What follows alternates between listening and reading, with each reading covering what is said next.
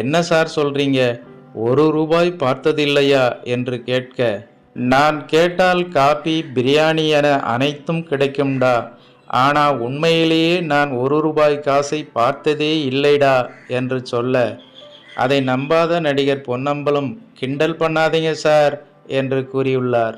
உண்மையாகவே நான் காசை பார்த்ததே இல்லை, வேறு காசு ஏதாவது இருந்தா காட்டு பார்ப்போம் என்று சிவாஜி கேட்க, நான் படப்பிடிப்பு தளத்தில் இருந்த அனைவரிடமும் சென்று ₹1, ₹2, ₹5 காசை வாங்கி வந்து சிவாஜியிடம் காட்டினேன்.